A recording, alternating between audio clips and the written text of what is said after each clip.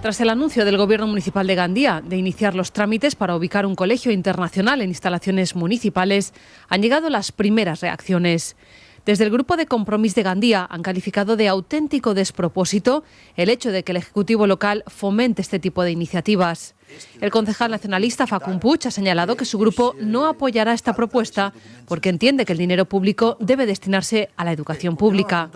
Compromís añade que este tipo de proyectos provocará el cierre de unidades en centros públicos e incluso afectará a los centros de enseñanza concertada y privada, obligando al despido de trabajadores.